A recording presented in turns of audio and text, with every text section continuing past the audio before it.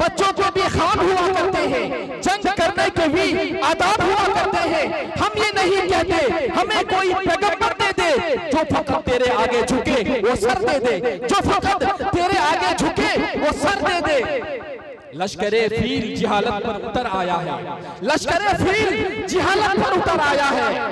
ए खुदा फिर से अबाबिलों को तंग कर दे दे, ए खुदा फिर से अबाबिलों को तंग कर दे दे।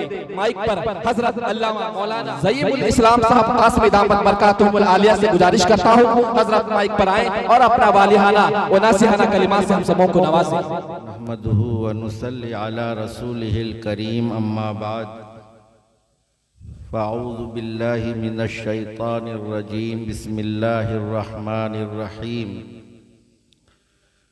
या अय्युहल्लज़ीना आमनू क़ू अनफुसकुम व अहलीकुम नारा व क़ाला अन्नबिय्यु सल्लल्लाहु अलैहि वसल्लम अक्रिमू औलादकुम व अद्दिबुहुम औ कमा क़ाला अन्नबिय्यु सल्लल्लाहु अलैहि वसल्लम। हज़रात उलमाए किराम, सामईन इज़ाम, पर्दा नशीं माएँ और बहनें, आप हज़रात उलमाए किराम का खिताब और मशहूर व मारूफ शोराए किराम के मंजूम कलेमात मगरिब के बाद से समाअत फरमा रहे हैं। असल बयान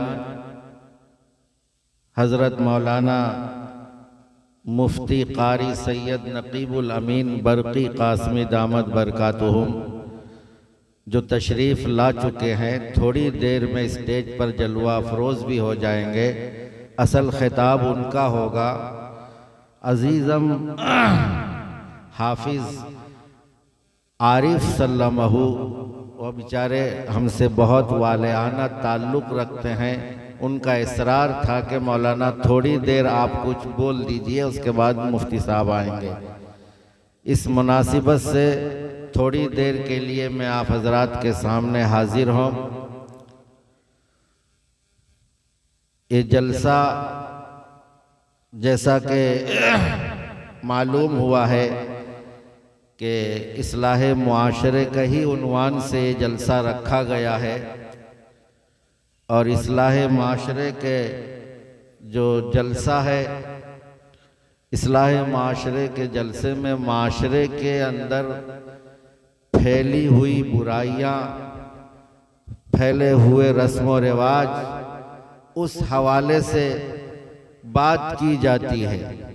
लेकिन मैं आज एक अलग चीज़ की तरफ आप हजरात का जहन मबजूल कराना चाहता हूँ। वो ये है कि आज के इस सोशल मीडियाई दौर में हमारे नौजवान बच्चे, हमारे नौनिहाल बच्चे, नौखेज़ बच्चे, वो किसी ना किसी तरीक़े से इर्तिदाद का शिकार होते चले जा रहे हैं। हम सब की औलादें, हम सब की नस्लें, वो हमारे लिए ज़ख़ीरे आखरत हैं। आखरत में हमारी शफ़ाअत करेंगे, ये उम्मीद हर एक की रहती है उनसे। लेकिन मेरे दोस्त बुजुर्गों, मैं जो असल कहना चाहता हूँ, हज़रत मुफ्ती साहब तशरीफ़ ला चुके हैं।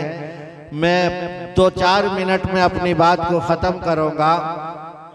2 बातें जहन में रखने की है। अल्लाह ताला ने कहा कि ऐ लोगों, ऐ ईमान वालों, खुद को और अपने अहलो अयाल को आग से बचाओ।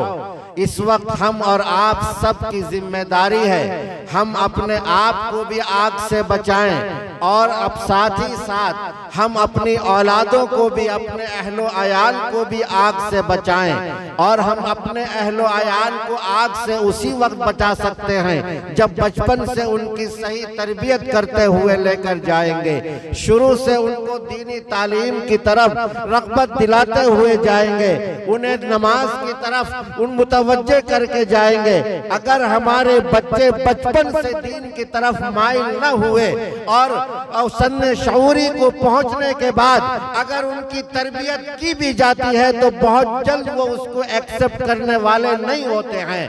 और फिर ऐसा होता है, आदमी बच्चे को बचपन से कुरान नहीं सिखाया, दीन नहीं सिखाया, इस्लाम नहीं सिखाया, थोड़ा सा बड़ा हो गया, शऊरी की आलम में आ गया और दुनिया के बहुत सारे झमेले उसके ज़हन और दिमाग के अंदर बैठ गए। और उसके बाद अगर हम कहते हैं तौहीद की तालीम देते हैं, रिसालत की तालीम देते हैं, अगर उसको सही अखलाक व आदात सिखाते हैं, जब तक उसका ज़हन और दिल दूसरी तरफ माइल हो चुका होता है और वो फिर दोबारा लौट के आने के लिए जल्दी से तैयार नहीं होता है। नतीजा ये होता है बातिल ताकतें उस ज़हन को उचक लेती हैं, बातिल कुव्वतें उस ज़हन को उचक लेती हैं और फिर उसके बाद वो तरह तरह के दीन इस्लाम पर एतराज करने लगता है, इस्लाम पर एतराज करने लगता है, कुरान पर एतराज करने लगता है और आकर सबसे पहले अपने वालिदैन से एतराज करता है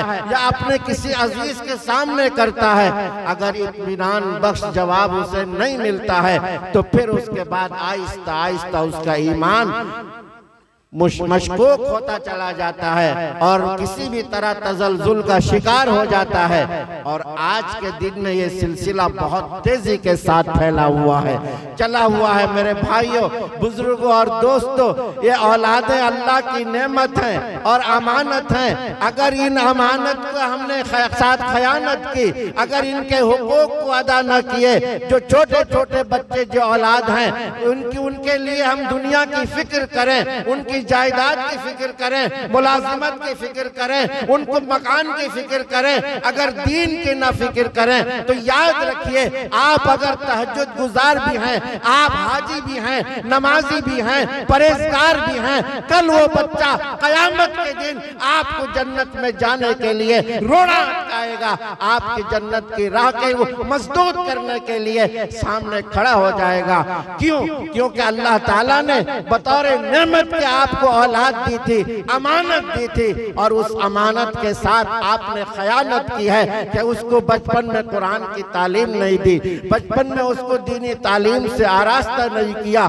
तो फिर कयामत के दिन जब उससे सवाल होगा कि तू बदअकीदा कैसे बन गया, तू कैसे नए नए चाल में चक्कर में फंस गया, आखिर तू शकील बिन हनीफ के चक्कर में कैसे आ गया, कोई तुझे मेहदी होने का दावा कर दिया, तू रहते कैसे फिसल गया, तू तो अहले हक के घर में जन्म लिया था, तेरे माँ बाप तो अहले हक के शुमार होते थे, आखिर तू कैसे ऐसे तरह से बदल गया, तीनों ईमान से तू कैसे फिर गया।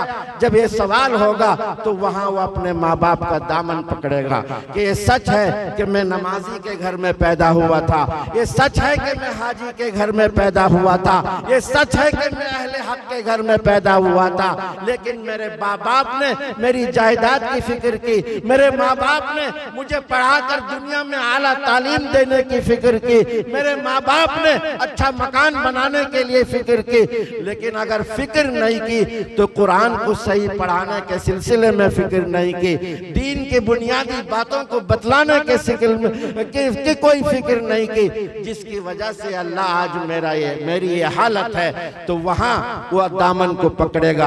अल्लाह के नबी हुजूर मोहम्मदुर रसूलुल्लाह सल्लल्लाहु अलैहि वसल्लम ने कहा है कि अपने बच्चों का इकराम करो, अक्रीमु औलादकुम, अपने बच्चे की ताजीम करो, और कहा कि उनको नेक अखलाक सिखाओ।